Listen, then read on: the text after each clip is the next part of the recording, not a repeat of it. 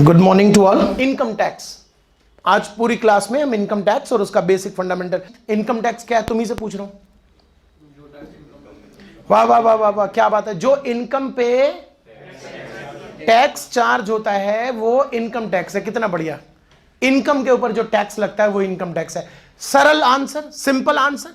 जो इनकम के ऊपर टैक्स लगता है, बताइए अगर इसको मैं लिखूं तो मैं लिख पाऊंगा income tax is the tax which is levied on income earn by person. चलो एक लाइन और जोड़ दिया भाई, पर्सन। पर्सन जो कमाता है, जैसे कि आप, मैं, कंपनी, पार्टनरशिप फॉर्म एक्सेट्रा। ये बताइए ये स्टेटमेंट जो मैंने लिखा है इससे आप सहमत हो या नहीं। आप tax which is levied, levied मतलब लगाया जाता है, इंपोज किया जाता है on income earn by person. बताइए इस स्टेटमेंट से आप सहमत है ना, तो फिर पढ़ने की आपको कोई जरूरत नहीं मुझसे, बात को यहीं पर खत्म किया जाए, मैटर ओवर। सर मतलब कंफ्यूज होने की जरूरत नहीं, मैं एक्सप्लेन करता हूं। अगर ये लाइन सही है तो फिर टीचर या जो भी बड़ा भाई कह लो पढ़ाएगा क्या आपको पूरे सिलेबस में। आप जैसे सोच कर आए हो कि आज इनकम टैक्स की पढ़ाई होगी, सोचना एक मिनट के लिए, मैं आकर आपको अकाउंट्स पढ़ाना शुरू कर दूं, बेस्ट से बेस्ट तरीके से अकाउंट्स पढ़ाओ, समझ कुछ नहीं आएगा आपको। मालूम क्यों? आपकी एक्सपेक्टेशन मैच नहीं हो रही। आप इनकम टैक्स सोचे बैठो मैं अकाउंट्स पढ़ाया जा रहा हूं, तो एक्सपेक्टेशन मैच नहीं हो रही, इसलिए आपको समझ नहीं आएगा। आप इनकम टैक्स में जो एक्सपेक्ट करके बैठे हो वो शायद कुछ और बैठे हो। आप ये सोचे बैठे हो कि जो इनकम कमाएंगे उसके ऊपर टैक्स इनकम टैक्स है। अग्री और नॉट बोलो बेटा। जो इनकम कमाएंगे उसके ऊपर जो टैक्स है वो इनकम टैक्स है। यस, लेकिन ये सच है ही नहीं। और तुम ये सोचे बैठे हो कि टीचर आपको सिखाएगा टैक्स कैसे निकाले। सही बताओ, इनकम टैक्स में क्या सोचे बैठे हो? इनकम टैक्स में टीचर क्या सिखाएगा? टैक्स कैसे निकाले। बेटा it will take half an hour matter, ये आधे घंटे का मैटर है। टैक्स कैसे निकालें, नेक्स्ट क्लास में आप एक्सपर्ट बन जाओगे टैक्स निकालने के। इंडिया में कोई ऐसी इनकम नहीं होगी कि नेक्स्ट क्लास में तुम टैक्स उस पर ना निकाल सको। चाहे कंपनी हो, पार्टनरशिप फॉर्म हो, इंडिविजुअल हो, कैसी भी इनकम हो, आप यूं टैक्स निकालोगे नेक्स्ट क्लास में और वो देखोगे कि आधे घंटे में निपट जाना है, आधे घंटे में। तो आधे घंटे के लिए तो सिलेबस नहीं बना होगा, मैटर कुछ और है। आप जो सोच के आए हो कि सर पढ़ाएंगे वो तो आधे घंटे में खत्म है। दरअसल मैटर क्या है, how to calculate tax, it will take half an hour. But how to calculate the income on which tax is to be levied? It will take whole syllabus. And it is not equals to income earned. तो मन से पहले साफ करेंगे, income earn का मतलब क्या हुआ? जो तुमने कमाया। तुम अगर कंफ्यूज हो रहे हो तो क्या नाम है तुम्हारा? रेनू कंफ्यूज हो रही है, और रेनू के पास मान लेते हैं जॉब है ना तुम्हारे पास, हाँ 30,000 पर मंथ कमा रही है रेनू जॉब से। बताओ ईयरली ये कितना कमा लेती है? बोलो बेटा 3,60,000। 360 पे अगर ये टैक्स देगी और उसे टैक्स कहेंगे, 360 पे टैक्स कैसे आएगा वो अलग मैटर है। 3,60,000 की इनकम पे टैक्स कितना होगा ये सेपरेट मैटर है। इसमें आधा घंटा लगना है सीखने में बस, कि 2.5 लाख तक कोई टैक्स नहीं लगेगा, उसके ऊपर 10% का टैक्स है। लो जी सीख गए तुम। भाई 3,60,000 में 2.5 लाख तक टैक्स नहीं लगेगा तो बचा कितना? 90,000। 10% टैक्स है 9,000 रुपए। लो जी 3,60,000 पे 9,000 का टैक्स है। लेकिन ये चीज ही गलत है, 360 पर इसे टैक्स देना ही नहीं है। तो सर कितने पर देना है? It will take 5 lectures. Renu कितने पर टैक्स देगी? It will take 5 lectures. और तुम्हारा क्या नाम है बेटा? मानस, मनोज। मनोज सुनो, ये ज्यादा काम करने में बिलीव नहीं रखता, इसने 3-4 मकान रखे हुए और किराया आता रहता है, बैठ के आराम से जिंदगी बिता रहा है ना, यही बात। हाँ ओहो, मुझे एग्जाम्पल देना है, मुझे एग्जाम्पल देना है। तो मनोज क्या कर रहा है, इसके पास मकान है और रेंटल इनकम आ रहा है 50,000 रुपए पर मंथ का। 50,000 रुपए रेंटल इनकम आ रहा है। बोलो पूरे साल में इसने कितना कमाया? आप सब बताइए। 6 लाख कमाया, 6 लाख। लेकिन ये 6 लाख पे टैक्स नहीं देगा। कितने पर टैक्स देगा? It will take 4 lectures. ऐसे ही बात घूमेगी। जैसे पूर्वी ने अभी अभी एक जमीन बेची है जिसे इसने 20 लाख में खरीदा था, मुझे पता है इसके बारे में, 20 लाख में खरीदा था और अभी कितने में बेची है? 45 में। तुम सब बताओ इसकी इनकम कितनी हुई? Income earn 25 lakh, but 25 lakh पर इसको टैक्स नहीं देना। कितने पर टैक्स देना? It will take 8 lectures. बहुत टाइम ले रही है। हाँ, 8 लेक्चर में पता चलेगा कि पूर्वी 25 लाख पे नहीं टैक्स देगी, कितने पर टैक्स देगी? 8 लेक्चर, जरा इमेजिन कीजिए। तो हम जो सोचे बैठे हैं कि इनकम टैक्स में पढ़ना क्या है, वो चीज ही कुछ और है। जो आप कमा रहे हो वो है अर्न इनकम, और जिसमें टैक्स देना है वो है टैक्सेबल इनकम। दो अलग अलग शब्द इस्तेमाल कर रहा हूं बेटा, एक रियल इनकम जो तुम कमाते हो, और दूसरा टैक्सेबल इनकम जिस पर तुम टैक्स देते हो। इमेजिन करो एग्जाम में, अभी इमेजिन कर लो एग्जाम में क्वेश्चन में क्या गिवन होता होगा? बहुत क्या गिवन होता होगा? क्या गिवन होता होगा? रियल इनकम गिवन होता होगा। और क्या रिक्वायर्ड होता होगा?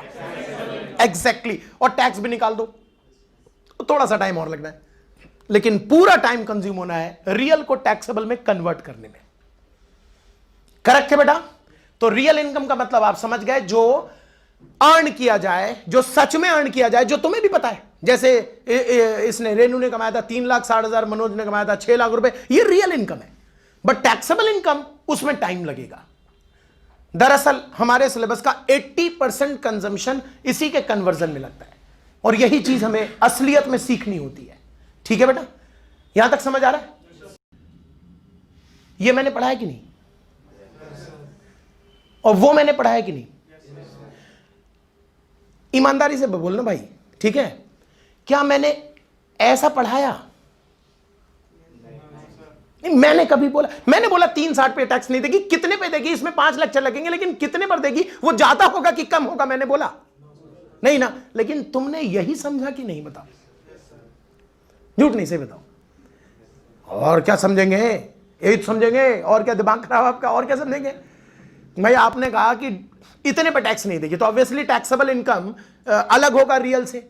हाँ, तो यही होगा और क्या होगा? लेकिन मैंने तो नहीं पढ़ाया भाई। हाँ, आपने नहीं पढ़ाया, कुछ तो हम खुद भी देखेंगे, हमारी जिम्मेवारी है बेटा। ये 3 इक्वेशन है, और हमारे टैक्स में तीनों इक्वेशन पॉसिबल है। आप ऐसा समझो कि आपने जो अपने आप अच्छा, ये समझ में आया इस इक्वेशन किसी को कि नहीं? Greater than, equals to, less than, ये 90% केसेस में वही होता है जो आपने समझा। डन, सही समझा। लेकिन बेटा 6% ऐसे भी केस हैं जहां बराबर होते हैं, वहां मुझे पढ़ाने की जरूरत ही नहीं पड़ेगी। जो रियल है वही टैक्सेबल है, सिर्फ बोल के आगे निकल जाऊंगा। तो सर आपका क्या मतलब है कहने का? अगला क्या कहना चाह रहे हो आप? मतलब 4% ये भी होता है? हाँ, 4% ये भी होता है। मैं फिर से पूछूंगा उमंग से कि तुझे समझ आया ये?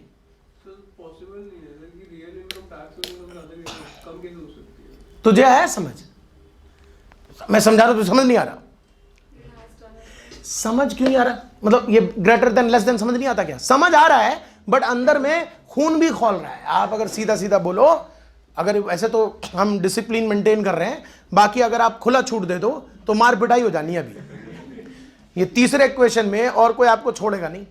मतलब पहला तो समझ आता है, दूसरा चलो ठीक है, 10 लाख कमाया तो 10 लाख पे ही टैक्स दूंगा, चलो ठीक है। तीसरा, कमाया 10, हाँ, और टैक्स देना है मुझे 16 लाख पे, जी। दिमाग खराब है आपका? ऐसे कैसे पॉसिबल है? बेकार की बातें करे जा रहे हो। जब मैं आपको ये केस पढ़ाऊंगा ना बेटा, आप आज ही पढ़ोगे वो केस। वैसे तो बहुत सारा समय और लगेगा उस केस में, लेकिन जब ये केस पढ़ाऊंगा आप खुद कहोगे यस इट इज लॉजिकल। बस मैं चाहता था कि आप जब एंटर करो ना इस विषय में, तो बिना किसी इक्वेशन के एंटर करो, ब्लैंक जो हो उसे देखो, मन में ओपन रखो माइंड की पॉसिबिलिटी कुछ भी हो सकता है। यह पक्की बात है, रियल इनकम एक अलग चीज है, टैक्सेबल अलग चीज है, बट इस दोनों के बीच में रिश्ता कुछ भी पॉसिबल है। माइंड ओपन रखो, देखना तुम वो जो 4% का केस आएगा तुम्हें खुद वो लॉजिकल लगेगा कि अच्छा ठीक होना चाहिए। गारंटी आने दो बस। नहीं मतलब ये आप तो हद कर रहे हो, आने तो मतलब अब तो बर्दाश्त ही नहीं हो रहा। अभी बताओ तो बात समझे, अभी कैसे ये कोई बात नहीं थी, अभी बताओ। बहुत सारे केसेस हैं बेटा, 4 में बहुत सारे पॉइंट है, 4% तो बहुत केस होता है। अभी अभी जबरदस्ती अगर करोगे तो मैं एक रेनू का एग्जाम्पल ले सकता हूँ। जॉब है ना तेरा, और 30,000 पर मंथ कमा रही ना, ये कह रही है 30,000 पर मंथ कमा रही है, 3,60,000। देख लीजिए, सही कह रही है ना, तो झूठ तो नहीं कह रही। क्या बात कर रहे हो आप, झूठ क्यों बोलूंगी मैं? नहीं बस ऐसे पूछा। वैसे यहां आई कैसे? कार से। वाह, 30,000 पर मंथ कमा रही, कार भी है तेरे पे? नहीं नहीं, मेरी थोड़ा ना है, कंपनी ने दे रखी है। और चलानी आती है? नहीं नहीं, मुझे नहीं चलानी आती, ड्राइवर भी दे रखा है। और रहती कहाँ है? वो फ्लैट दे रखा है कंपनी ने। मैंने कहा अच्छा, तो काफी दिक्कत आती होगी क्योंकि बैचलर है तू। नहीं, नौकर चाकर भी दे रखे हैं, और तू कमा 30,000 पर मंथ रही है, राइट? हाँ, आप चेक चेक चेक देख लो, आज ही चेक मिला है 1 तारीख को, देखो 30,000 पर मंथ का चेक है। सच तो ये कह रही है, इसकी रियल इनकम तो 30,000 पर मंथ है, बट इनकम टैक्स की नजर में जो एम्प्लॉयर इसे देता है वो सब इसकी इनकम है, चाहे वो दिखे चाहे ना दिखे। जो ना दिखने वाली चीज है, कार, ड्राइवर, मकान, नौकर, इनकम टैक्स में रूल बनाए जाएंगे और उसे भी रुपीज में कन्वर्ट किया जाएगा और इसकी इनकम में ऐड कर देंगे। तो ये ऐसा कहेगी कि मैं 3,60,000 कमा रही हूं, बट टैक्सेबल इनकम पता चला 5 लाख आ गया और इसे टैक्स देना पड़ेगा। इसमें क्या गलत किया सरकार ने? कुछ नहीं ना, क्योंकि अगर सरकार वो सब सामान नहीं देती तो यह खर्चा करती, इसके खर्चे बचे तो इसकी आमदनी है। ये तो एक छोटा एग्जांपल दिया, आज और भी एग्जांपल आपको मिलेंगे और आने वाले सिलेबस में और भी एग्जांपल मिलेंगे जहां पर ऐसी पॉसिबिलिटी है। मैं जस्ट आपसे ये रिक्वेस्ट कर रहा हूं कि आप माइंड ओपन करके चलना, दैट्स ऑल। ठीक है बेटा? अच्छा, अब ये बताओ, समझ नहीं आया बीच में? समझ तो खैर आता ही है, लेकिन बीच में अगर आपका दिमाग कहीं चला गया हो तो प्लीज मुझसे रिपीट करवा लेना। आज की क्लास में तो थोड़ी हिम्मत दिखा देना, रिपीट कर देना। सर सर सर 1 मिनट, जरा फिर से बताना ये क्या कह रहे थे आप। हो सकता है आपका दिमाग कहीं चला गया हो। और जहां तक बात है आपके आई टेस्टिंग की, वो अभी मैं कर रहा हूं। आई टेस्टिंग जरा बताना, ये डेफिनेशन मैं यहां लिख रहा हूं, आपको पढ़ना है और रिएक्ट करना है। डेफिनेशन दिख गया? मुझे आप में से सबसे पूछना है कि आज की डेट में आप पर्सन हो या नहीं। आप बताओ लास्ट से बेटा, क्या नाम है? प्रियंका। बता, तू पर्सन है कि नहीं आज की डेट में? आज की डेट में तू पर्सन है कि नहीं? बस हाँ ना बोलना है मेरे, कुछ तो नहीं। अब साथ में देखो जरा, दोनों दोस्त हो ना। अब बताओ, बाहर तुम इसकी पिटाई करने वाली हो ना? क्या बेटा बेटा बाहर तो चल, तू पर्सन है? अच्छा, अभी देखिए 2 आंसर अलग आ गए। ठीक है, तू बता पर्सन है कि नहीं? नहीं। तू? नहीं नहीं। उसने एक ने यस कहा, और कोई इंटरेस्टेड जो यस कहना चाहते हैं कि मैं पर्सन हूं? ये देखिए, 1 2 3 4 5 6 7 8 बच्चे कह रहे हैं मैं पर्सन हूं। आपको क्या लगता है पर्सन बनने के लिए पैसा कमाने की जरूरत है? ध्यान से, प्यार से, मोहब्बत से पढ़ने की जरूरत है। आप भी मोहब्बत से पढ़िए, ऐसे पढ़िए जैसे राह चलते कुछ पढ़ लेते हैं। पढ़ाई की तरह मत लीजिए इसे, नहीं तो आपके सामने 3 शब्द पढ़े और आप उसको नहीं समझ पा रहे। 3 शब्द सोचिए, आपकी आई टेस्टिंग में कर रहा हूं। मेरा यह मानना है कि बच्चे अगर अपने पढ़ाई के अप्रोच को बदल दें तो पढ़ाई आज तक जो आपके लिए है वैसा नहीं दिखेगा। आज तक जो आपके लिए पढ़ाई का मतलब है पनिशमेंट, वो पढ़ाई का मतलब इंजॉयमेंट आ जाएगा। बस पढ़ाई के सेंस को, जैसे रास्ते में चल रहे थे, बोर्ड पढ़ लिया, गलती से ना चाहकर भी बोर्ड पर नजर चली गई और पढ़ लिया, ऐसे पढ़ लेते। थोड़ा प्यार लगाते पढ़ते समय। अच्छा, पर्सन मतलब who can earn, okay, who can earn, who can earn. क्या आप अर्न कर सकते हो? 1 रुपया की 1 करोड़, उससे तो मैटर ही नहीं है, लिखा ही नहीं कि 1 करोड़ कमाओ तभी। तो आप सभी पर्सन हो। गलत पढ़ लिया था? अच्छा, वो तो मैं चाहता था गलत पढ़ लो, इसलिए कोई बात नहीं, वो गलत इसलिए पढ़वाया ताकि नेक्स्ट डेफिनेशन मुझे टाइम ना लगे पढ़ाने में। जो नेक्स्ट डेफिनेशन है वो वही है जो पर्सन को आपने गलत लिया था। ये नया शब्द है स्वाद चखना बेटा, अससी। स्वाद चखना नया शब्द है ये आपके लाइफ में, अससी। अससी मतलब वही जो तुमने पर्सन को गलती से समझा था। तुम एसएससी नहीं हो, तुम्हारे पिताजी एसएससी हैं, मैं एसएससी हूं, पर्सन भी हूं। तुम पर्सन हो और एसएससी बनना चाहोगे, सीधा एक शब्द में अगर हम इसको चेंज करें तो एसएससी मतलब टैक्स पेयर। क्या हम दोनों शब्द समझ पाए? पर्सन और एसएससी का मतलब, पर्सन कोई भी हो सकता है बट एसएससी के लिए टैक्स पेयर बनना पड़ेगा, वो एसएससी कहलाएगा। ठीक है, हाँ बेटा, ठीक है, कोई डाउट नहीं? अच्छा पकड़ना। अच्छा अब मुझे ये बताओ बेटा, आपसे 2 क्वेश्चन पूछूंगा और नेक्स्ट कंसेप्ट उसी आंसर से मैं बनाऊंगा। अच्छा मतलब आपको कुछ नहीं पता? नहीं, तुमसे पूछूंगा, तुम्हारे आंसर से वो कंसेप्ट बनाऊंगा। पहला क्वेश्चन, हम मंथली इनकम पे टैक्स दें, डेली इनकम पे टैक्स दें या ईयरली इनकम पे टैक्स दें? What you think? आपका पार्टिसिपेशन होना चाहिए। ईयरली पे टैक्स दें। वेरी गुड, एक तो ये हो गया क्वेश्चन। ईयर का मतलब कैलेंडर ईयर लें या फाइनेंशियल ईयर? कमाल हो गया। अब एक आखिरी सी बात, कमाने के बाद टैक्स दें या कमाते कमाते टैक्स दें या कमाने से पहले टैक्स दें? कमाने के बाद टैक्स दें। यानी आपने इन 3 आंसर को जो खुद से किया, मैंने नहीं पढ़ाया आपको, उसी को यहां पर मैं सामने रखूंगा। अरे अच्छा, पहली बात तो ये स्टाइल में खड़ा है, ये कोई डांस नहीं कर रहा है। ठीक है, अपने अपने स्टाइल होते हैं, तो आप इसको स्टाइल में खड़ा समझिए। और महाशय जो है कुछ दिखाना चाहते हैं, दिखाना है, दिखाओ भाई जल्दी करो। चलो, ये ईयर्स कुछ आपको मैं काउंट करके दे रहा हूं, 16, 17 और 17, 18 ये वर्ष है। आप डेट वगैरह पकड़ लेते हो ना? बताओ तो 5 जनवरी 2017 फर्स्ट ब्लॉक, सेकंड ब्लॉक।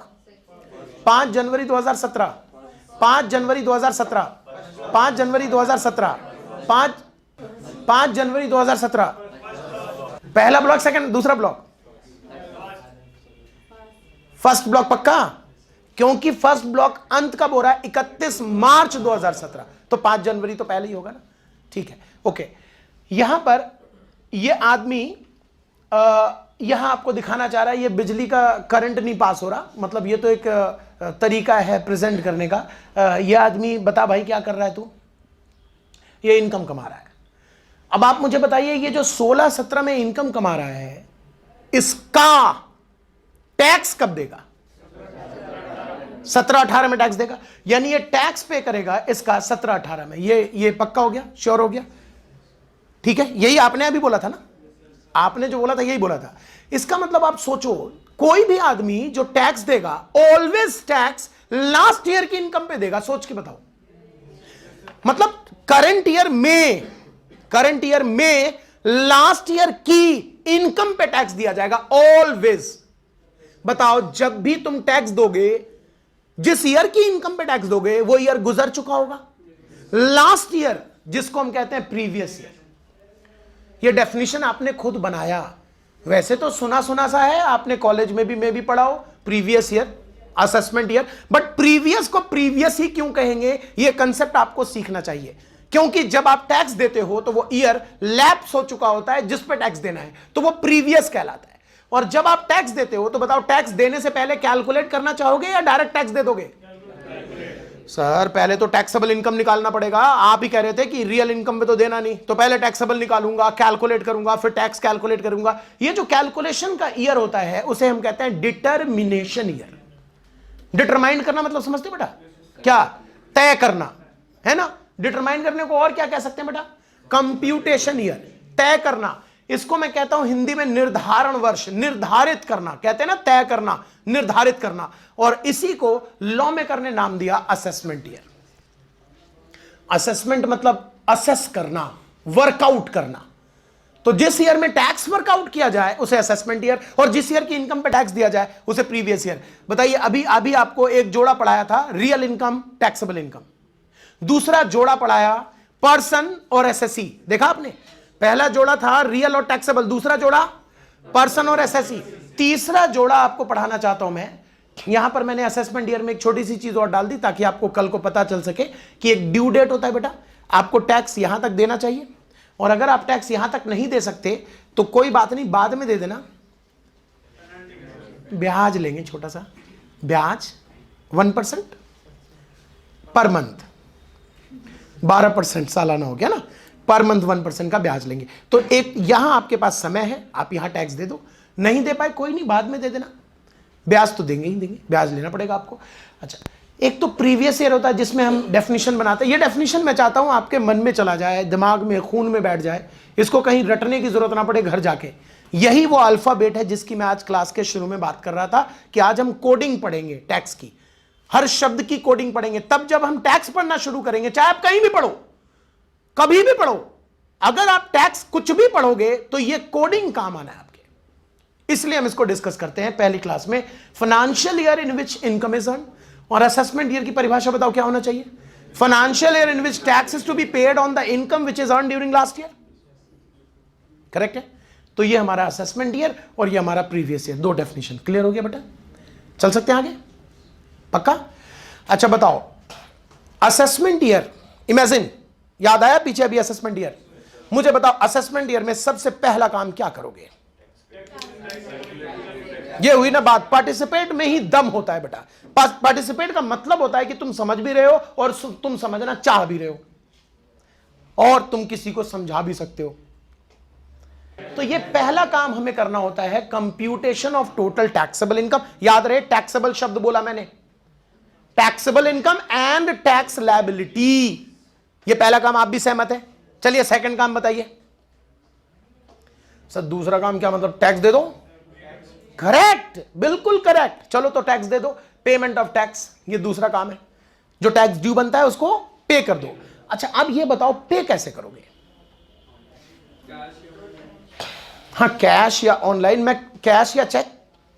चलो चेक से पेमेंट करना है, चलो मैं चेक काट के दे रहा हूं, कौन जाएगा पेमेंट करने मेरा टैक्स? कैश दे दिया, चलो अब तो कैश मिलने लग गया।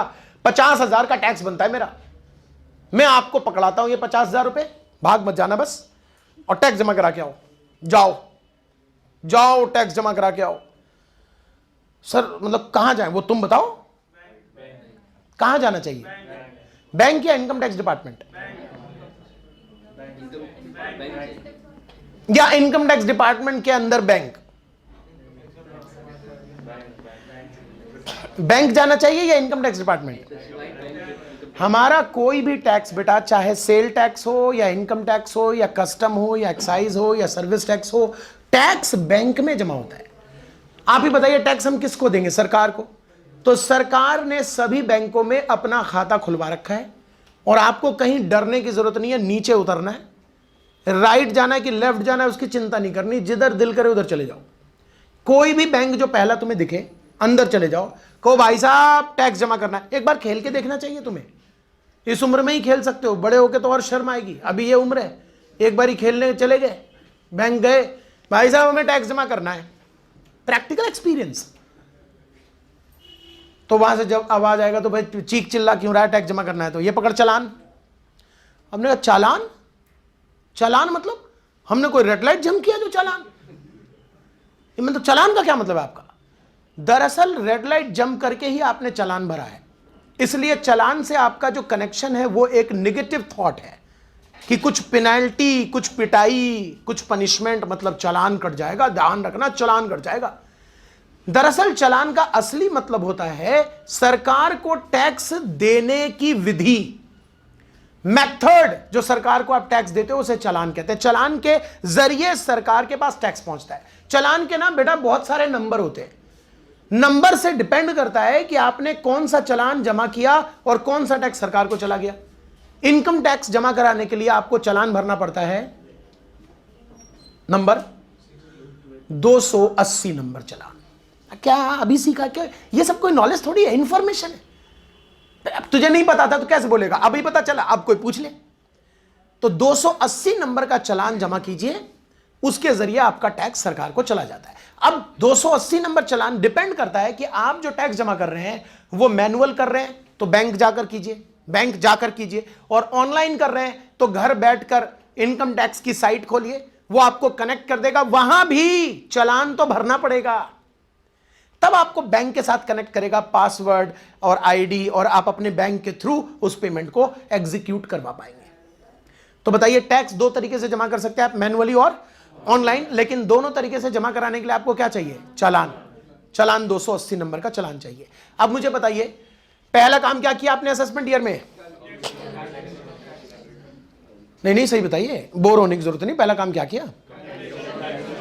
तो पहला काम है computation of total income and tax liability, दूसरा काम है पेमेंट ऑफ टैक्स ड्यू, तीसरा काम, सर अब क्या तीसरा काम, दे तो दिया टैक्स, अब क्या जान लोगे, टैक्स तो दे ही दिया, अब क्या चाहिए सरकार को? सरकार कहती है now you file your income tax return.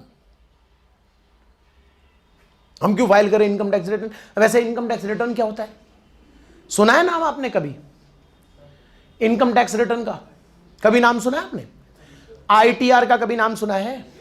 ITR का नाम सुना होगा आपने, मतलब कानों में ऐसे गया होगा, आईटीआर की ड्यू डेट बढ़ गई, आईटीआर जमा कराओ, आईटीआर जमा कराएं, पापा कह रहे भाई आईटीआर जमा कराना, अभी परेशान मत करो मुझे। ये आईटीआर हम क्यों जमा कराएं? आज तो तुम नॉलेज ले रहे हो, तुम सोचो जब हमने इनकम कैलकुलेट कर ली, टैक्स जमा करा दिया, तो आईटीआर को क्यों फाइल करें? ये तो हद हो गई। सरकार कहती है कि आप आईटीआर में वो सारी डिटेल भरिए कि आपने टोटल इनकम निकाली तो कैसे, टैक्स निकाला तो कैसे, जमा कराया तो कहां जमा कराया, ताकि हम क्रॉस वेरीफाई कर सकें। आईटीआर भरने में 1 रुपया भी खर्चा नहीं है। आईटीआर में एक फॉर्म भरना होता है, यह है फॉर्म। आपके पिताजी कौन सा फॉर्म भरते होंगे आप खुद देख लो।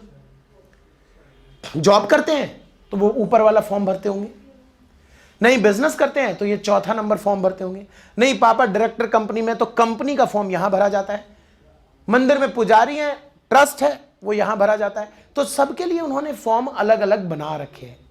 तो ये ऐसे बहुत सारे फॉर्म हैं। टोटल फॉर्म आपको दिख रहा है आप, और इसमें कोई डरने की जरूरत नहीं है। आपने नेट पे सर्च मारा, ये फॉर्म की डिटेल आ गई, आपको खुद पता चल जाएगा कि आपके पापा को कौन सा फॉर्म भरना है। इसमें डरने की कोई बात ही नहीं है। तो आईटीआर बेसिकली एक फॉर्म होता है जिसको 3 हिस्सों में बांटा गया। आपको आईटीआर भरवाऊंगा अभी मैं, डरोगे तो नहीं? हाँ तो भर लेना आईटीआर। आईटीआर के 3 हिस्से कर लो। पहले हिस्से में एसएससी की डिटेल। अब एसएससी बोल के तो समझ में आ रहा है, एसएससी मतलब क्या? Tax payer. नाम बताइए, पिताजी का नाम बताइए, पैदा कब हुए बताइए, अपने बैंक की डिटेल बताइए, मोबाइल नंबर, ईमेल एड्रेस बताइए, रेजिडेंट है कि नॉन रेजिडेंट है बताइए, कौन सा असेसमेंट ईयर का भर रहे हैं, हाँ बताएंगे, 16-17 में इनकम कमाया तो 17-18 असेसमेंट ईयर, हाँ तो भरिए 17-18 असेसमेंट ईयर। ये पहले हिस्से में होता है डिटेल एसएससी की। दूसरे हिस्से में होता है आपकी टोटल इनकम और टैक्स लायबिलिटी की डिटेल। दूसरे हिस्से में होता है टोटल इनकम और टैक्स लायबिलिटी की डिटेल। और तीसरे हिस्से में होता है टैक्स जमा कराने की डिटेल। अब तीसरे हिस्से पर जरा फोकस कीजिए। तीसरे हिस्से में क्या होता है? Detail of income tax payment. Income tax कहां पे किया है? बैंक में किया है। और बैंक बताइए ना। अच्छा वो पीएनबी ब्रांच लक्ष्मी नगर, चालान नंबर बताया तो 280। बेटा वो तो चालान का नंबर है, वो जो चालान भरा होगा ना तो मुहर लगा के दिया होगा बैंक ने, हाँ तो वो नंबर बता। अच्छा वो मुहर हुए, अच्छा हाँ ये चालान नंबर, इससे हम क्रॉस वेरीफाई कर लेंगे। क्लियर है बेटा? पता है एसएससी की डिटेल में एसएससी के नाम के साथ उसका रोल नंबर भी लिखना होता है। एसएससी का रोल नंबर जानते हो आप? देखो तुक्का लगा इन लोगों ने, तू नहीं लगा सकती थी क्या? क्या क्वेश्चन था मेरा? एसएससी की डिटेल में उसका रोल नंबर क्या होता है? रोल नंबर ये पैन नंबर ही तो होता है। जैसे तुमने कहा रितु रेणु हिरानी, तो रेणु हिरानी नाम के इस देश में और भी बहुत सारे होंगे, तो आप कौन से वाले हो? तो वो पैन नंबर से ही वेरीफाई होता है। इसलिए पैन नंबर सरकार ने अलॉट करवा रखा है सबका, ताकि वो वेरीफाई किया जा सके कि इस नाम के और भी बहुत व्यक्ति हैं, तो आप कौन हो उसमें। ठीक है, यहां पर मैंने एक छोटी सी चीटिंग की है, आपको अगर दिख रहा हो तो, वैसे दिखेगा नहीं, बच्चे को कहां दिखेगा? टैक्स लायबिलिटी नहीं, टैक्स लायबिलिटी ऑब्वियसली मैं नहीं बता रहा हूं, मैं तो ये कह रहा हूं कि टैक्सेबल इनकम निकालना है और टैक्स लायबिलिटी निकालनी है। It is first step. Tax क्या क्या क्या किसके बीच? इनकम मतलब इनकम और टैक्स मतलब इसके ऊपर टैक्स। टैक्स लायबिलिटी इसलिए बोलते हैं क्योंकि ये सरकार को देना होता है, तो ये आपकी लायबिलिटी बना दी। लायबिलिटी शब्द का ये मतलब है, बस you cut the word liability, just tax. तो taxable income means on which tax is to be paid. अभी क्लियर? नहीं, चीटिंग कुछ और है, तुम चीटिंग को पकड़ नहीं पाओगे। चीटिंग क्या देखना, यहां मैंने लिखा है टैक्स लायबिलिटी और यहां मैंने लिखा है टैक्स कैलकुलेट लायबिलिटी करनी है, देना ड्यू है। ये छोटी सी चीटिंग कर ली आपसे, पता भी नहीं लगने दिया, आपने ध्यान भी नहीं दिया इन शब्दों पे। हाँ ठीक है, वही वही वही वही वही होता तो लायबिलिटी नहीं लिख देता, payment of tax liability. Sir फर्क इसी वजह से, ताकि आपको फर्क सिखा सको। ये बताओ, आप ये तो देख चुके हो, ये हमारा प्रीवियस ईयर है, ये हमारा असेसमेंट ईयर है। यहां पैसा कमाते हैं और यहां टैक्स देते हैं। टैक्स कहां देते हैं? असेसमेंट ईयर में देते हैं। ठीक है, आप सब में से कोई भी ऐसा बच्चा हो जिसने टीडीएस शब्द को सुना हो कभी? टीडीएस शब्द सुना है? आपके हिसाब से व्हाट इज टीडीएस? नहीं, व्हाट इज?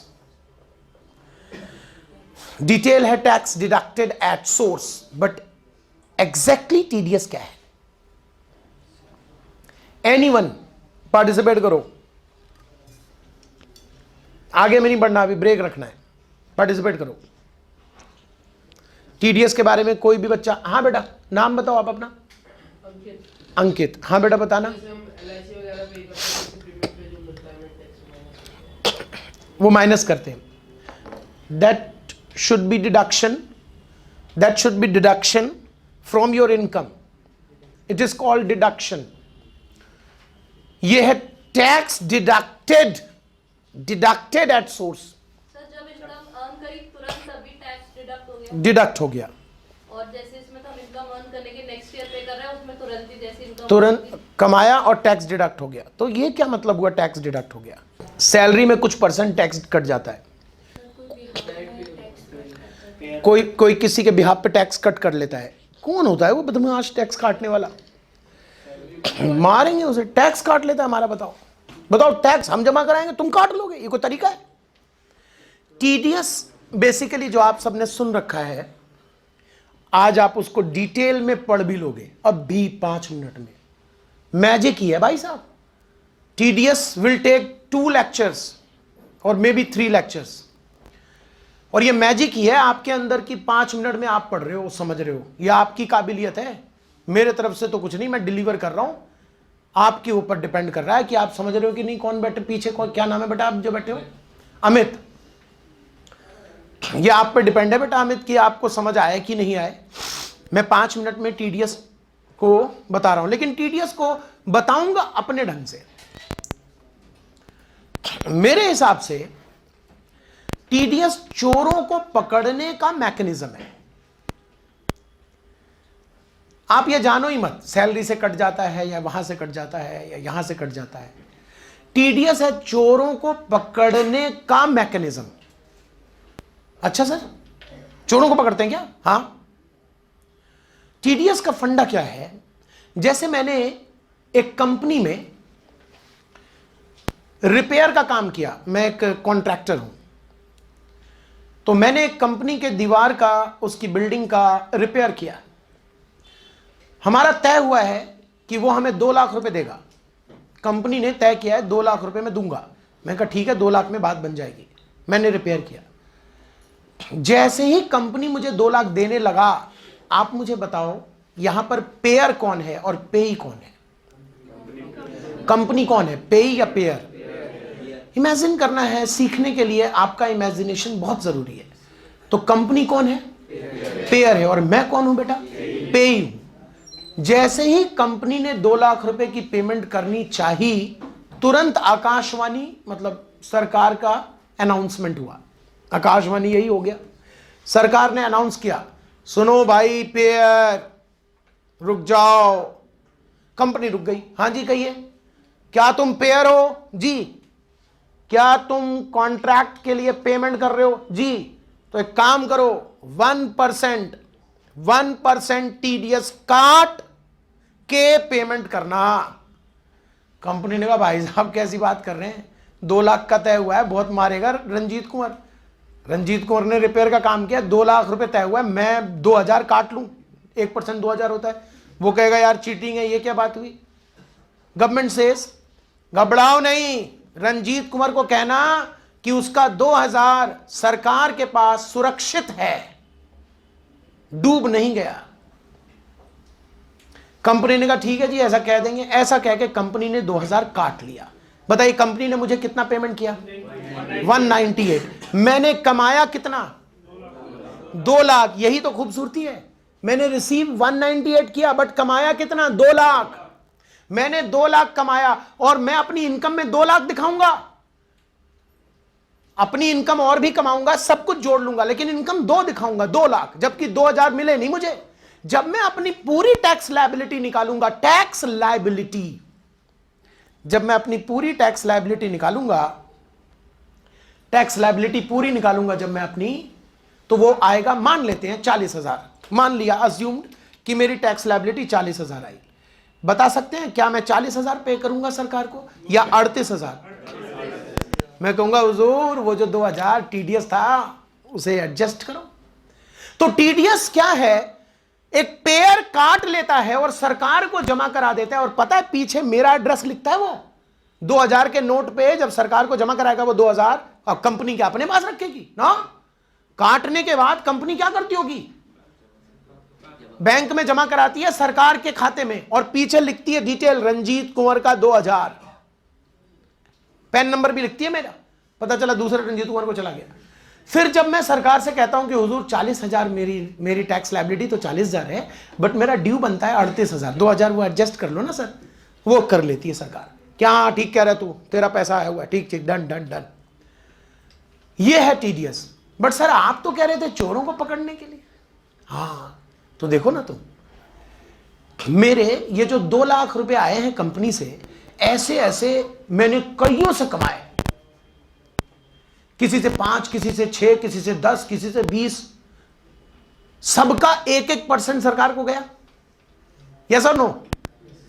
मेरे नाम पे सरकार के पास टोटल मान लो 28,000 रुपए गया, 28,000। अब मैं P&L दिखाता हूं। P&L में मैंने 2-4 इनकम को गोल कर दिया। गोल यानी चोरी ना। कहां मिला, कहां पे पैसे कमा रहा हूं आजकल, क्या कमा रहा हूं? वही कमा रहा हूं कोई 15-1 लाख रुपए। सरकार कहेगी हाँ सही कह रहा है तू, 1% के रेट से 28,000 तो तेरा आया हुआ है। ये 1% का रेट है बेटा, 100% लगाऊंगा तो 28 लाख बैठेगा। जरा इसका P&L दिखाना, क्रेडिट साइड 15 लाख दिखा रहा है, ये क्रेडिट में 15 दिखा रहा है। बुला इसे, बुला, इसका हिसाब लगाते हैं। क्या भाई सच में 15? बेटा ये 28,000 तेरे नाम पे आया हुआ है, 1% क्रेडिट में 28 लाख से नीचे तो दिखा मत देना, पिटेगा नहीं तो। आप और हम लोग अपने क्लाइंट को सजेस्ट करते हैं कि टीडीएस अगर कट गया ना, भूल जाओ, भूल जाओ कि टैक्स की चोरी करने वाले हो तुम। जम के पिटोगे, तुरंत पकड़े जाओगे। यहां तक बात समझ आई? अभी मैटर और है, अभी मैटर और है। ये पूर्णिमा है ना, यही वो कंपनी है जिसके साथ मेरी डील चल रही थी ना 2 लाख की, ये वही कंपनी है और मेरी पुरानी जानकार है। मैंने पूर्णिमा से कहा क्या तू भी सरकार की बात मान लेती है, नौकर है तू? नहीं। फिर अरे बोलती रहती है सरकार तो वैसे ही, तू मत काट टीडीएस। तब अगर मैं चोरी कर लूं तो सरकार के पकड़ में नहीं आऊंगा। सोचो भाई, देश की जनसंख्या, आबादी, जरा सोचो कितने लोग चोरी कर रहे हैं, कमा रहे हैं, तुम कमा रहे हो, मैं कमा रहा हूं, और ना दिखाऊं तो कहां पकड़ने वाली सरकार? वो तो टीडीएस के चक्कर में पकड़ में आ जाता है। तो मैंने पूर्णिमा से सेटिंग कर ली। मैंने कहा क्या तू भी बेकार की बातें, अपनी दोस्ती बढ़िया है, मत काट टीडीएस। कन्विंस हो गई, नहीं काटा इसने टीडीएस। कहानी को सुनना, टीडीएस इसने नहीं काटा। जो 2 लाख का पेमेंट किया ना मुझे, उस पर टीडीएस नहीं काटा। सरकार ने पूर्णिमा को बुलाया, कहा कि सुना है आपने 2 लाख का पेमेंट किया रंजीत कुंवर को? जी। टीडीएस नहीं काटा? हाँ भूल गए, अगली बार काट लूंगी। गवर्नमेंट इसे कहेगी कोई बात नहीं, भूल चूक तो होती रहती है, कोई बात नहीं। P&L दिखाना जरा। पूर्णिमा के P&L अकाउंट में 8 लाख रुपए का नेट प्रॉफिट आ रहा था। सुनना, इमेजिन करो तो इसने 2 लाख कहां पर दिखाया होगा P&L में? रिपेयर अकाउंट कहां दिखाया होगा? डेबिट में। सब इमेजिन कर पा रहे हैं ना? अकाउंट्स पता है ना सबको? P&L मन में आना चाहिए, मैं इसलिए स्लो हो रहा हूं। मेरे स्लो होने के पीछे ये कारण है कि तुम्हारे दिमाग में P&L का इमेजिनेशन आना चाहिए। नेट प्रॉफिट 8 लाख, बहुत सारे खर्चे डेबिट हैं, 2 लाख भी डेबिट है, सरकार उस 2 लाख को सर्कल करेगी। यही वो है जिस पर आपने TDS नहीं काटा। जी जी ठीक है, हम इसे काट देते, मतलब 2 लाख काट देते हैं। हाँ नहीं नहीं नहीं नहीं, ऐसा मत कीजिए, ट्रायल बैलेंस नहीं टैली होगा। ट्रायल बैलेंस टैली करने बैठे हैं, नहीं बैलेंस शीट वो टैली करने बैठे हैं। मैं, सरकार कह रही है तेरी इनकम निकालने बैठी हूं, और तेरी इनकम ये 2 लाख के खर्चे को काट कर निकाला जाएगा। 2 लाख के खर्चे को काटते ही इनकम कितनी हो जाएगी पूर्णिमा की? 8 लाख या 10 लाख? तो मुबारक हो, आपकी इनकम टैक्सेबल। गौर किया जाए, रियल नहीं, रियल तो 8 लाख है, टैक्सेबल 10 लाख है। ला टैक्स दे। बताइए यहां पर पूर्णिमा के साथ ऐसा करना क्यों जरूरी है? ताकि हर कोई, हर पेयर पेमेंट से पहले डरे कि TDS कटना है कि नहीं कटना। आपके अगर पिताजी या आपके रिलेटिव चार्टर्ड अकाउंटेंट हैं तो पता लगा लीजिए कि उनके पास सबसे ज्यादा इंक्वायरी, डाउट किस चीज पर आता है? TDS पर। दिन में 10 फोन अगर आते हैं ना, तो 4 फोन तो क्लाइंट इसलिए करता है, भाई साहब ये पेमेंट कर रहे थे, जरा चेक करके बताइएगा तो क्या रेट से TDS काटना है, 1% या 10% या 15% या 2%, प्लीज जरा चेक कीजिए। तो क्योंकि TDS के रेट्स अलग अलग है, रेट ऑफ TDS अलग अलग है, कहीं 1% है, कहीं 2% है, कहीं 10 है, कहीं 15 है, कहीं 20 है। अगर TDS आपने नहीं काटा तो सरकार आपके खर्चे को काट देगी। सोचिए खर्चे को काटने से क्या होगा? क्या सच में खर्चा कट जाएगा? नहीं, खर्चा तो आप कर चुके, आपकी इनकम बढ़ा देगी सरकार। तो ये वो केस है जहां रियल इनकम से टैक्सेबल इनकम ज्यादा हो जाएगा, रियल इनकम से टैक्सेबल ज्यादा हो जाएगा। होना चाहिए, नहीं करेंगे तो सरकार की बात सुनेगा कौन? तो इस तरह से TDS का कंसेप्ट आपको समझ आया? तो बताइए TDS क्या हम ऐसा कह सकते हैं कि ये प्रीवियस ईयर में हम जो पैसा कमाते हैं उसके कमाते कमाते ही कट जाता होगा? लेकिन ये फाइनल टैक्स नहीं कटता, छोटा छोटा अमाउंट कटता है, 1%, 5%, 2%, 10%, छोटी रकम कटती है, और ये कमाते कमाते कट जाती है। ठीक है, अब आप नेक्स्ट स्टेप पर आओ, आखिरी मुश्किल की घड़ी। उसके बाद आज की क्लास में जो भी पढ़ोगे वो बहुत सिंपल है। आखिरी मुश्किल की घड़ी है एडवांस टैक्स। का नाम सुना है आप में से किसी ने? झूठ नहीं, सही बताओ। पता है सरकार ने हमारे देश में क्या क्या मुसीबत खड़ी कर रखी है? सरकार कहती है कि अजीब बात है, मतलब बहुत ही हद से ज्यादा अजीब है। मिड ऑफ द ईयर यहां जब तुम खड़े हो जाओगे ना, जब तुम्हारा आधा वर्ष गुजर चुका होगा, यहां खड़े हो जाओगे तो सरकार कहेगी सुनो इधर आओ, क्या लगता है कितना कमा लोगे? क्या मतलब आपका? जस्ट गैस करो। नहीं, हम क्यों गैस करें? मतलब जो ईश्वर की मर्जी। नहीं नहीं, अंदाजा लगाओ तो 20 लाख। 20 लाख पे टैक्स कितना बनेगा? अंदाजा लगाओ, अंदाजा पूछ रहा हूं। 20 लाख पे कोई टैक्स बन जाएगा जी 6 लाख रुपए सपोज। अच्छा ये बताओ तुम्हारा TDS वगैरह अंदाजन क्या कटेगा? अरे अंदाजा लगाने कह रहा हूं भाई, एग्जैक्ट थोड़ी पूछ रहा हूं। यार हद हो गई। चल ठीक है, 4 लाख का TDS कट जाएगा अंदाजा। तो यानी TDS काट के भी तेरी टैक्स लायबिलिटी 2000 और 2 लाख और बचेगी। हाँ भाई तू तो पैसे वाला है। हाँ तो कुछ नहीं भाई, एडवांस टैक्स दे दे। मतलब एडवांस में टैक्स दे दे। एडवांस टैक्स मतलब एडवांस में टैक्स दे दे। ओ भाई साहब, अभी सर ने क्या पढ़ाया? ये प्रीवियस ईयर है, यहां कमाना है, अगले साल टैक्स देना है। आप तो हद किए जा रहे हो, TDS का चक्कर में काट लिया, अब एडवांस टैक्स में ले लोगे, अगले साल क्या खाक देंगे? नहीं, अगले साल तो एग्जैक्ट टैक्स दोगे ना बेटा, एग्जैक्ट। और मान लीजिए हमने गलत अंदाजे में ज्यादा जमा करा दिया तो रिफंड करेंगे, अब ब्याज देंगे साथ में आपको। अच्छा रिफंड पे ब्याज दोगे? हाँ 0.5%। नहीं, जब लेंगे तो 1% और देंगे तो हाफ। तो फिर भी देंगे तो ब्याज तो देंगे। मैंने कहा क्या मुसीबत है? फिर से बताओ, कुछ नहीं समझ आ रहा। डाकू वाला काम कर रहे हो आप तो। सरकार और डकैत हो। सरकार ने कहा सरकार है, नहीं हमें तो लग रहे हो डकैत। नहीं, कैसे लग रहे हैं डकैत? हम जो पैसा कमाता है उनके लिए ये काम कर रहे हैं, और ये खर्च किस पे करेंगे? पूरे देश की जनता पे, गरीबों पर भी, हर चीज पर। तो ऐसा कुछ सरकार ने रूल बनाया है, कितनी चालाकी से। कमाते कमाते पहले दो कट जाएगा टीडीएस। टीडीएस आप जमा कराते हो या कोई और? कोई और। एडवांस टैक्स आपको जमा कराना है। ये एडवांस टैक्स आपको तब जमा कराना होता है जब आपके अंदाजन टैक्स लायबिलिटी टीडीएस लेस करके 10,000 या उससे ज्यादा हो। गौर किया जाए, मैंने इनकम नहीं कही, अंदाजन टैक्स लायबिलिटी टीडीएस एडजस्ट करके 10,000 या उससे ज्यादा हो तो एडवांस टैक्स देना है। और एडवांस टैक्स आपको देना है 4 इंस्टॉलमेंट में। 15 जून को 15%, 3 महीने का स्लॉट है, और यहां से 30% ज्यादा, फिर 30% और फिर 100%। बेटा ये क्यूमुलेटिव फिगर है, इसलिए कंफ्यूज मत होना। ऐसा समझो कि अभी तय हुआ था ना कि 6 लाख रुपए अंदाजा है। अब बताओ 6 लाख रुपए अंदाजा है तो टीडीएस का भी अंदाजा भी लगाया था ना बेटा हमने। क्या लगाया था? 4 लाख लगाया था ना बेटा। तो क्या बचा बेटा? 2 लाख बचा। ये 2 लाख हमें यहां पर जमा कराना है इस तरीके से। तो बताइए यहां पर कितना जमा कराना होगा? नहीं, कैलकुलेट कीजिए ना, इतने तो होशियार हो, कैलकुलेटर की क्यों जरूरत पड़ रही है? 2 लाख का 15%, यार कमाल करते हो। 30,000 रुपए यहां जमा कराना है, ठीक है। यहां पर यह क्यूमुलेटिव फिगर है, यानी 30% और जमा कराना है, 60,000। नहीं ऐसे समझे नहीं, 15 में 30 और जमा कराना है, 60।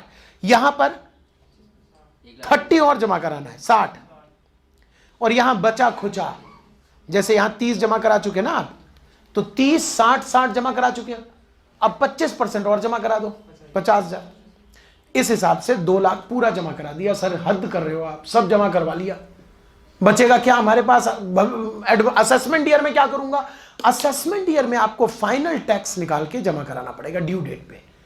इसे कहते हैं सेल्फ असेसमेंट टैक्स। क्या कहते हैं बेटा?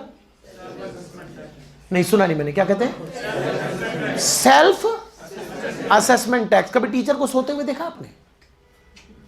बचपन में फिल्मों में देख लिया होगा, हाँ एक सरकारी स्कूल का मास्टर ऐसे पढ़ रहा है, वैसे तो नहीं देखा ना। उसका रीजन क्या होता है? हम बोलते रहते, नींद कैसे आएगी? आप सुनते रहते हो, नींद तो आएगी।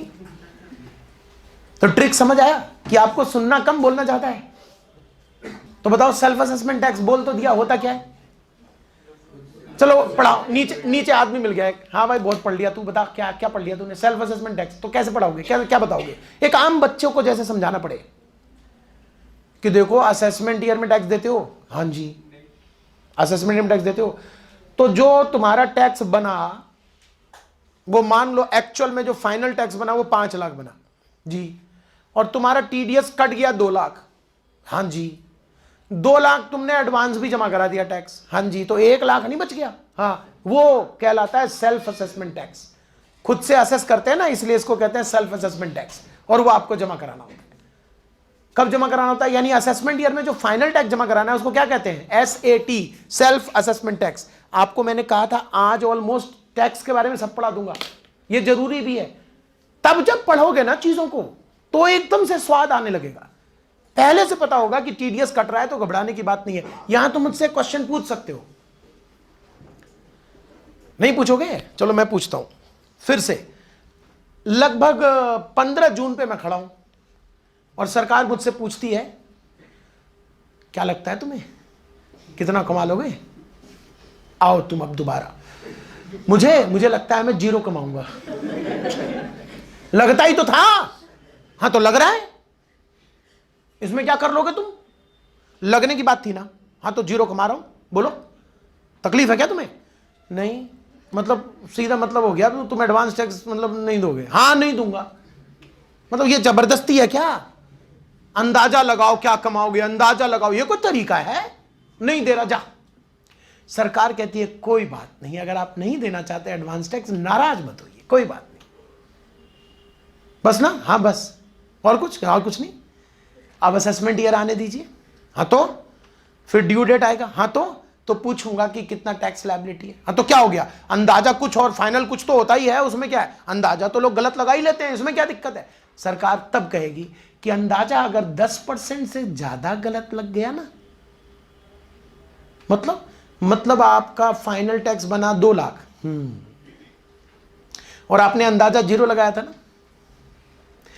आप एडवांस टैक्स जानबूझकर नहीं दे रहे हो, आपको उसके ऊपर ब्याज देना पड़ेगा। वही ब्याज 1% पर मंथ।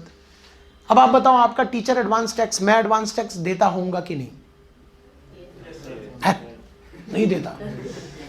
सरकार धमका देख लो, बाद में ज्यादा गड़बड़ अंदाजा हुआ ना, अगर 10% से ज्यादा अंदाजा गलत हुआ, ब्याज लगा दूंगा, तो लगा देना। मैं भी इधर एफडी करा लूंगा, मैं भी इधर अच्छे जगह इन्वेस्ट करा लूंगा, ले ले ब्याज। ये कोई तरीका है? नहीं देता जा।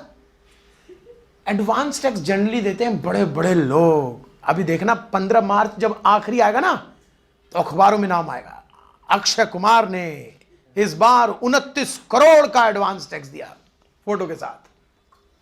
टाटा ने, अंबानी ने, विराट कोहली ने, ऐसे सबके शक्ल ऐसे आएंगे और एडवांस टैक्स सामने नजर आएगा। भाई उन लोगों को देश की तरक्की में हाथ बटाना चाहिए, हम जैसे लोगों को क्यों सरकार पकड़ के एडवांस टैक्स वसूलती है? हम तो नहीं देते। खैर, हम लोगों का तो जनरली टीडीएस भी कटता है 10% से। तो मैं अपनी पर्सनली अगर बात करूं तो मेरा तो रिफंड आता है, एडवांस टैक्स का खाक दूंगा। कैसे सर, कैसे? अब जैसे मान लो कि मैंने पूरे साल में 20 लाख की रिसीट ली, तो 2 लाख तो टैक्स कट जाना है, टीडीएस 10%। और पीएनडल में मैं 20 लाख क्रेडिट करूंगा, कोई इनकम थोड़ी 20 लाख होगी, फिर मेरे खर्चे भी तो डेबिट होंगे।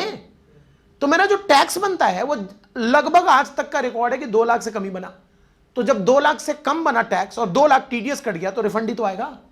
तो हम लोगों के तो रिफंड वगैरह ही आ जाते हैं। जैसे सैलरी करने वाले लोग, उनका सारा टीडीएस कट जाता है, यानी जितना टैक्स बनना चाहिए उस पर टीडीएस ही कट जाता है। तो एडवांस टैक्स का खाक देंगे? नहीं देंगे। तो एडवांस टैक्स रूल जरूर बनाया है, लेकिन बड़े बड़े टैक्स पेयर देते हैं, साधारण लोग नहीं देते जनरली। ठीक है, क्या आप बता सकते हैं हम टैक्स को 3 तरीके से सरकार पर पहुंचा सकते हैं? कौन कौन सा तरीका है सरकार पर टैक्स पहुंचाना है ना? एक तो टीडीएस जरिया है, दूसरा, मुझे आश्चर्य है कि आप बता पा रहे हो, और तीसरा है सेल्फ असेसमेंट टैक्स। ये 3 तरीके से आप सरकार तक टैक्स पहुंचा सकते हो। पता है, अब आपको ये अगर मैं अब पढ़ाऊं ना, तो अब आपको सब चीजें साफ साफ समझ आ जाएंगी कि वो था टैक्स लायबिलिटी और ये था टैक्स ड्यू।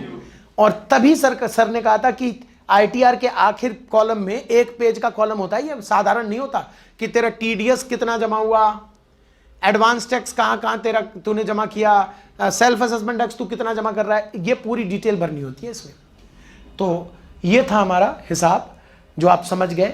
आपको यहां पर बताया जाएगा, बुक आपके जो आपको नोट्स दिए हुए उसमें ये सारी डिटेल है। कल को भूल गए भाई, मेरी भाषण तो ज़्यादा याद रहेगी ज़रूरी नहीं है। वैसे ये वाला जो अभी रिकॉर्ड हो रहा है ये यूट्यूब पे भी अपलोड होगा। कभी भूल गए, एक बार रिवाइज करना है बेसिक कंसेप्ट, तो एक बार ये आपने चला लिया, रिवाइज कर लिया, आप लोगों को भी पेन ड्राइव में मिल जाएगा ये। लेकिन फिर भी ये आपको मैंने नोट्स में दे रखा है ताकि ये बता सकूं क्या चीज़ है। कुछ पेमेंट पर पेयर काटता है टीडीएस, और पे ही बताइए इनकम कितनी शो करता है? पे विल शो द ग्रॉस, अंदाजा लगा, ग्रॉस कहने का मतलब टोटल है ना, वो शो करता है ना अपनी इनकम पे, और टीडीएस को क्लेम कर लेता है एज ए रिफंड क्लेम कर लेता है, मतलब एडजस्ट करवा लेता है, और अगर रिफंड आ रहा हो तो रिफंड भी मिल सकता है। एडवांस टैक्स अंदाजे पर देना होता है, यदि आपका अंदाजा जो टैक्स ड्यू है वो 10,000 या उससे ज्यादा है तब आपको एडवांस टैक्स देना पड़ेगा, और सेल्फ असेसमेंट टैक्स जो फाइनली आप टैक्स जमा कराते हो। तीनों डिटेल पता चल गई, ठीक है। अब आपके पास मतलब ऐसा समझ आए कि आप देखकर समझा सको। पहले तो देखो बहुत सारी चीजें तुमने सुनी, तो अचानक सारा तो रिकॉल नहीं हो पाएगा, है ना मनोज? तो ऐसे हमने देख के, आपके सामने अगर नोट्स हो और नोट्स देखकर आपने उसको रिकॉल कर लिया चीजों को, तो ये बेहतर है। तो अभी तक के पॉइंट्स को देखो तो नोट्स में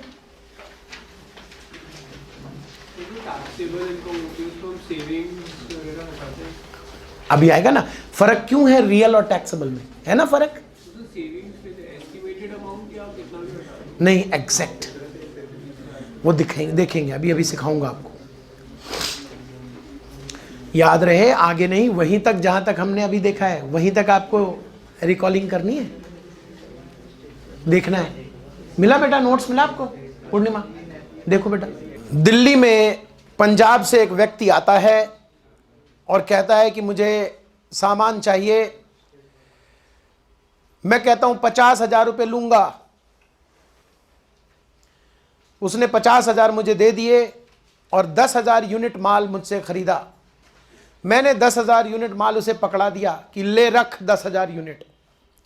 फिर वो 10,000 यूनिट उठाता है और ट्रेन पर बैठता है, वो आदमी जिसको आप बायर कहिए, और पंजाब चला जाता है अपने स्टेट को।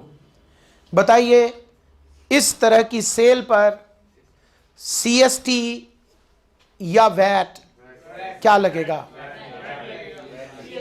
वैट लगता है जब लोकल सेल होता है, और जब सेल एक स्टेट से दूसरे स्टेट होता है तो CST लगता है। बताइए, इस पर CST लगेगा या वैट?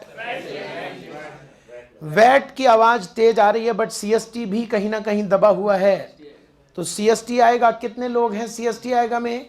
CST आएगा, CST आएगा। अरे आधे लोग CST में हैं, CST आएगा। मेरे शब्दों पर गौर करना। सेल जब एक राज्य से दूसरे राज्य में कंप्लीट हो तभी वो इंटर स्टेट होता है। सेल के बाद अगर गुड्स एक राज्य से दूसरे राज्य हुआ तो वो इंटर स्टेट नहीं हुआ। सेल के कारण अगर एक राज्य से दूसरे राज्य गया तो वो इंटर स्टेट हुआ। यानी सेल हम कंप्लीट कर चुके थे जब मैंने राम को डिलीवरी पकड़ा दी, पैसे ले लिए और डिलीवरी पकड़ा दी। फिर वो इसे सर पर लेकर चाहे पंजाब जाए या हरियाणा जाए, कोई फर्क नहीं पड़ता। सेल कंप्लीट वहीं हो गया जहां पर उसने खरीदा, पेमेंट लिया, पेमेंट दिया और डिलीवरी ली। तो ये सेल विद इन स्टेट है। ये धोखा था, ये एक छलावा डाला था मैंने और आप फंसे। मेरे सामने फंसना बुराई नहीं है, एग्जामिनर के सामने नहीं फंसना है। इसलिए यहां फंसे तो कोई फर्क नहीं पड़ता, ये तो अपनी बात है। छलावा डाल दिया, ये विद इन स्टेट सेल है, क्योंकि सेल कंप्लीट होने के बाद मूवमेंट गुड्स का चेंज हुआ। लेकिन अगर सेल कंप्लीट ही होता डिलीवरी पूरा करके, और डिलीवरी ही वो लेता पंजाब में, तो वो इंटर स्टेट सेल होता, फिर उस पर CST लगता। फिलहाल हमारे आंसर में क्या आना चाहिए? क्या लगेगा? वैट लगेगा। क्वेश्चन सुनिएगा, नहीं समझे क्या बेटा? हाँ, क्वेश्चन अब मैं घुमाऊंगा, अब क्वेश्चन घुमाऊंगा, फिर से सुनना। मैं दिल्ली में बैठा हूं, राम पंजाब से आया, कहता है मुझे 10,000 यूनिट माल चाहिए। मैंने कहा 50,000। उसने 50,000 दिए, मैंने 10,000 यूनिट उसके सर पे दे मारा। उसने कहा तमीज नहीं है आपको, ऐसे कोई सामान बेचता है? मैंने कहा भाई मतलब ले जा तू, उठा के। यार ऐसे नहीं ले जाऊंगा, पंजाब से आया हूं मैं। ओ, तो पंजाब में माल चाहिए? हाँ, पंजाब में डिलीवरी करवाओ। ठीक है ठीक है, फिर ये माल रहने दीजिए, हम पहुंचवा देंगे माल, आप एड्रेस दीजिए। उसने एड्रेस लिखवाया, मैंने फोन लगाया उसी के सामने। हेलो हेलो, हाँ जी, सोलन जगह है, हिमाचल प्रदेश, शिमला के पास। सोलन में मेरा ब्रांच है, मैं बताना भूल गया, मैं हेड ऑफिस, मेरा ब्रांच। मैंने कहा एक एड्रेस नोट करना पंजाब का, तेरे पास नहीं पड़ेगा, डिलीवर कर दे, पंजाब में माल डिलीवर कर दे। हिमाचल प्रदेश से माल पंजाब में डिलीवर हो गया। मैंने कहा राम को कि जाइए, आपका सामान आपके घर पहुंच जाएगा। राम चला गया। बताइए ये वैट लगेगा या CST? सेल कंप्लीट कब होगा? जब गुड्स पहुंचेगा। और गुड्स क्या एक स्टेट से दूसरे स्टेट मूव कर रहा है? सेल के कारण मूव कर रहा है। सेल कंप्लीट ही तब होगा जब मूवमेंट खत्म होगा। तो ये इंटर स्टेट सेल हो गया, हिमाचल प्रदेश से पंजाब। तो बताइए यहां CST लगेगा या वैट? CST। अब असली प्रश्न आपसे यह था कि कौन सा स्टेट इस पर कलेक्ट करेगा। आपने देखा भी था, उसमें लिखा हुआ था जहां से गुड्स का मूवमेंट स्टार्ट होता है। हिमाचल प्रदेश की सरकार उस पे CST कलेक्ट करेगी। बहुत अच्छे, बहुत अच्छे, गुड, वेरी गुड। अच्छा बताइए, टैक्सेबल इनकम और रियल इनकम में क्या फर्क है? रियल इनकम जो सब जानते हैं सर, जो कमा लेंगे वो रियल आ गया। अब कल हम कमा ले तो रियल हमें पता है, रियल सबको पता है, जो कमाएगा उसको पता है। बट टैक्सेबल इनकम वो इनकम है जिस पर हमें सरकार को टैक्स देना है। और वो कैसे निकलता है सर, ये मत पूछना, क्योंकि ये हमें क्या मालूम, ये तो आप पढ़ाओगे। आपने कहा बहुत सारा टाइम लगता है इसमें, करेक्ट, ठीक है। अच्छा अब बताइए, इनकम टैक्स इतना सबको पता है कि ये इनकम टैक्स इनकम के ऊपर लगता है, करेक्ट है। ऑब्वियसली टैक्सेबल इनकम पे लगता है, रियल पे नहीं लगता, टैक्सेबल पे लगता है। अब कहानी को आगे बढ़ाते हैं, फिर बाद में आप अपना नोट्स देखना, अभी नोट्स बंद कर लो आप, ठीक है, ओके। हमारे पास सरकार ने इनकम को 5 कैटेगरी में बांट रखा है, 5 वैरायटी में बांट रखा है। ऐसा समझिए, आमदनी के 5 घर, 5 heads of income, 5 heads of income. हमारे पास आमदनी के 5 टाइप हैं, या 5 घर हैं, या 5 कैटेगरी है, ऐसे समझ लीजिए। पहला टाइप, पहला घर क्या है, नाम क्या है बेटा, income from salary, in short salary बोल दीजिए। दूसरा घर है इनकम फ्रॉम हाउस प्रॉपर्टी। तीसरा घर, शब्द को चखना जरूरी है क्योंकि आपके खून में जाना चाहिए ये चीज। तीसरा income from business profession, business या प्रोफेशन। चौथा है इनकम फ्रॉम कैपिटल गेन, और पांचवा है अदर सोर्सेस। अब मुझे बताइए, इन 5 में कौन सा ऐसा घर है जिसके नेम प्लेट से आप गेस नहीं कर पा रहे कि अंदर है कौन, गेस नहीं कर पा रहे कि मामला क्या है, ऐसा कौन सा घर है। अदर सोर्सेज आपका गलत आंसर है। ये क्या मतलब हुआ सर, मतलब एक मिनट, ऐसे कैसे गलत है, हमें जो लगा हमने बताया, अब आपने कहा आप बताओ कौन सा ऐसा लगता है, तो अब जो हमें लगता है वो अदर सोर्स लगता है, उसमें आपको क्या दिक्कत, बताता हूं। अदर सोर्सेज नहीं लगना चाहिए आपको। रीजन क्या है, अदर सोर्सेज यानी कूड़ादान, कूड़ादान जो 4 में नहीं आया उसको अदर में डाल दिया। नहीं वो तो हम भी समझ रहे हैं सर, मतलब हम जानना चाह रहे थे कि मतलब कौन, भाई कौन को क्या करोगे जान के, 4 को जानो, 5वें को मत जानो, 4 को जाना, 5वां अपने आप हो गया। जो 4 में ही वो 5। घर में कूड़ादान में क्या क्या रहता है तुम्हारे, हमने कभी नहीं देखा, करेक्ट, क्यों देखें, जब काम पड़ेगा वो खुद खुल जाएगा। जब हाथ में कूड़ा तुम्हारे आएगा वो कहां फेंकना, डस्टबिन में फेंकना। तुम यकीन मानना अभी 10 मिनट के अंदर अदर सोर्सेज ऑटोमेटिकली खुलेगा, उसको इग्नोर करो। और बताओ कोई ऐसा चीज। Capital gain is little bit confusion कि कैपिटल गेन क्या है, मतलब एक्जैक्टली, चलो ठीक है हम तुक्का लगा पाएंगे बट समझ नहीं आ रहा। अब पढ़ाने की एक टेक्निक देखिए, ऐसी भी टेक्निक पढ़ाने की होती है। आप देखिए कि मैं बोलूंगा कुछ नहीं और आपकी क्लैरिटी ओए होए एकदम परफेक्ट। और एक और खास बात, इस परफेक्ट क्लियरिटी का आपको भी नहीं पता चलेगा। अजीब अजीब बात बोल दी आपने, फिर से बोलना। कुछ भी बोल देते हो आप, नहीं, एक एक शब्द तुम तौल लेना थोड़ी देर में। पढ़ाऊंगा बिना बोले कि कौन सी इनकम कहां जाएगी, समझ तुम्हें आएगा परफेक्ट, फील नहीं होगा कि समझ आया। लेकिन तुम्हारे सामने जो क्वेश्चन रखूंगा उसमें एक भी क्वेश्चन का गलत जवाब नहीं दे पाओगे, गलत नहीं दे पाओगे। देखना क्या किया मैंने, जस्ट फील करो कर क्या रहा हूं, मैं क्या कर रहा हूं। मैं कैपिटल गेन को छोड़कर बाकी इकट्ठा कर रहा हूं, राइट। एक ग्रुप बना रहा हूं ना जिसमें कैपिटल गेन को छोड़ दिया है। उस ग्रुप के आगे मैं लिख रहा हूं, देखो क्या क्या लिख रहा हूं, और ये जो है इसके लिए मैं लिख रहा हूं, बस पढ़ा दिया। देखा, फील नहीं आई ना, मतलब कॉन्फिडेंस नहीं है ना। और तुम देखना तुम्हारे पास जो क्वेश्चन आने वाला है, एक भी गलत जवाब देके दिखाओ, एक भी गलत जवाब, इम्पॉसिबल। पक्का सर। वैसे हमें खुद नहीं फील आ रहा है कि हम समझ पाए कि नहीं समझ पाए, यही तो जादू है। देखते हैं, अभी देखते हैं, अभी पता चल जाएगा हाथ क्या। बस एक बात ध्यान रखना बेटा, तुम्हारे सामने इनकम आ रहा है, इनकम कौन सी मानी जाएगी उससे पहले आप इनकम को रेवेन्यू या कैपिटल नेचर के बीच में तोड़ना। प्लीज स्टेप चेंज मत करना, डायरेक्ट मत पता लगाना कौन सी इनकम है, बल्कि पहले रेवेन्यू है कि कैपिटल है इसके बीच में तोड़ना। बताओ बेटा, रेवेन्यू कौन सा होता है,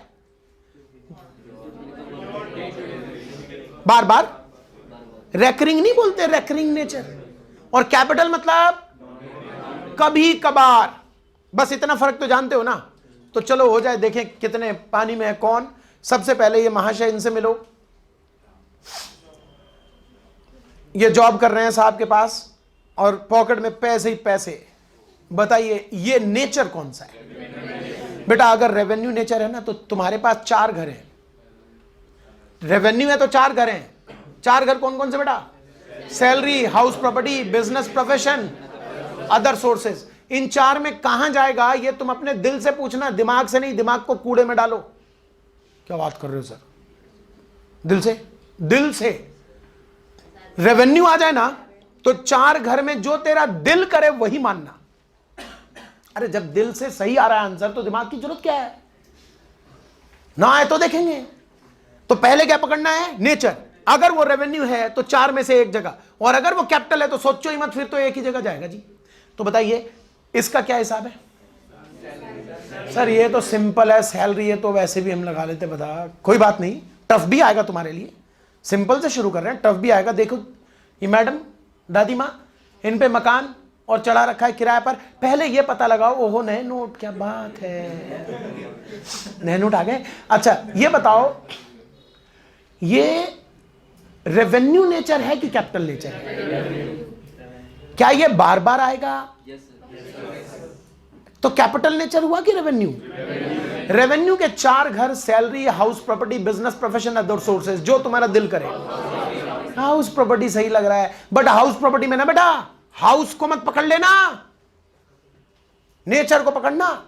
देखना सही जवाब तुमने दे दिया यहां हाउस प्रॉपर्टी। अब जरा चेंज करते हैं मामला। ये मकान है और ये बेचारे बेच रहे हैं और ये खरीद रहे हैं, और पैसे ही पैसे, ओए होए 2-2 हजार रुपए की गड्डी, पैसे ही पैसे। बताओ यहां नेचर कौन सा है?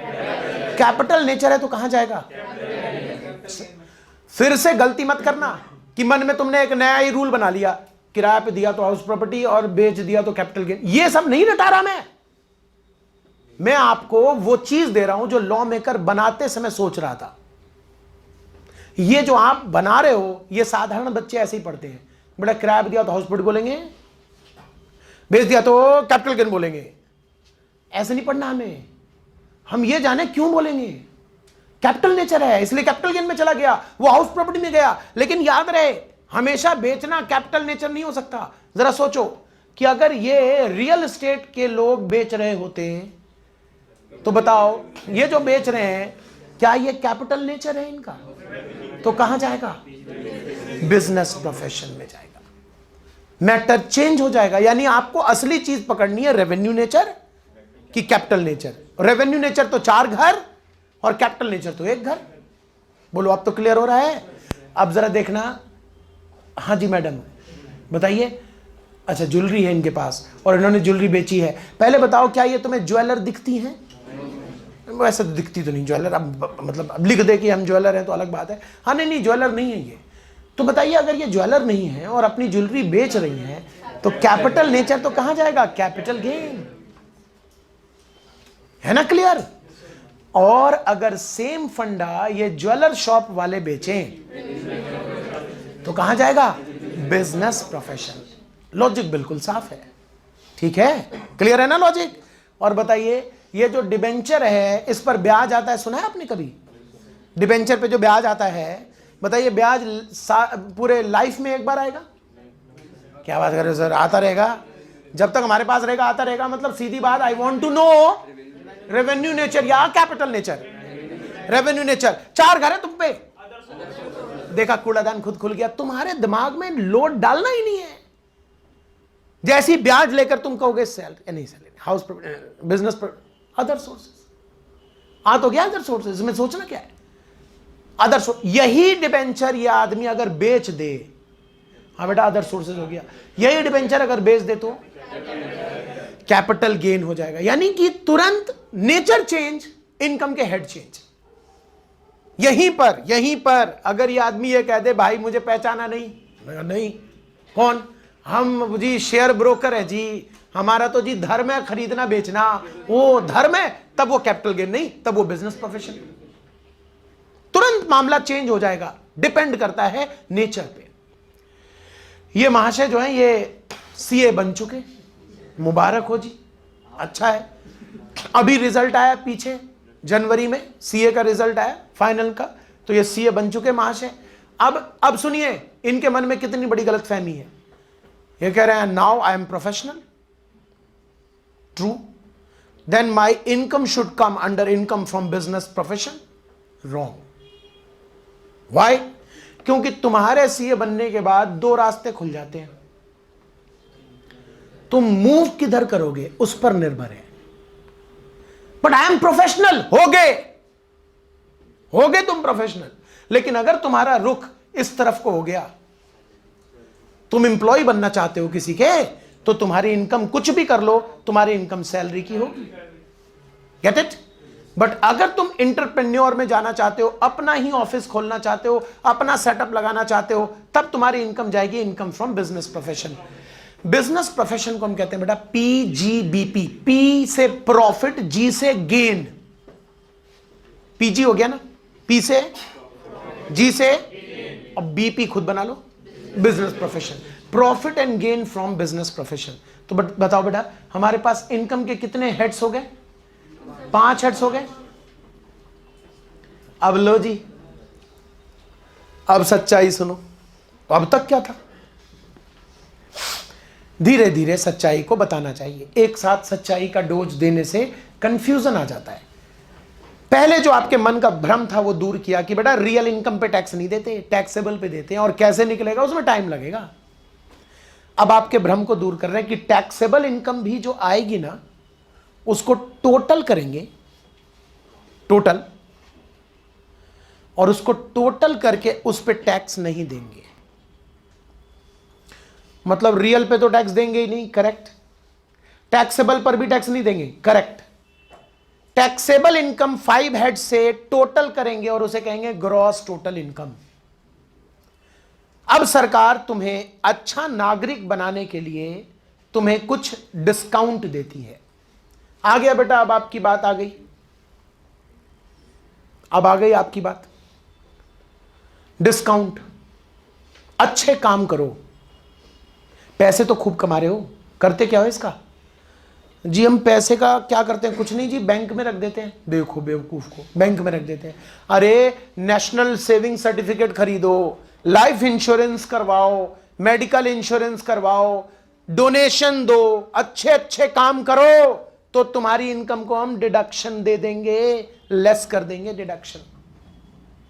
सुना है तुमने? लाइफ इंश्योरेंस कराइए, टैक्स बचाइए, ये वही है। जितना खर्चा करोगे ना उसका डिडक्शन है। तो आपकी सेविंग को सरकार आपकी इनकम से लेस करती है। रियल इनकम पे टैक्स नहीं देना, टैक्सेबल पर भी टैक्स नहीं देना, हद हो गई। रियल पे तो देना ही नहीं है, टैक्सेबल पर भी टैक्स नहीं देना। टैक्सेबल को भी इकट्ठा करके क्या नाम देते हैं बेटा? Gross total income. हमारे पास 5 हेड्स हैं। रियल इनकम जो है वो तो कूड़े में गया, टैक्सेबल इनकम जोड़ा और वो आया 12 लाख, मान लेते हैं वो 12 लाख आया, तो ये 12 लाख पे आपको टैक्स नहीं देना। इसमें फिर से आपको डिडक्शन मिलता है under section 80C to 80U। ये डिडक्शन किसको मिलेगा, कितना मिलेगा? It will take 4 lectures. 4 lecture में ये समझ पाते हैं कि 80C से 80U का डिडक्शन कितना मिलेगा। मोटा मोटा आपको पता है, जो मैं आपको बता दूं, आपको भी पता है।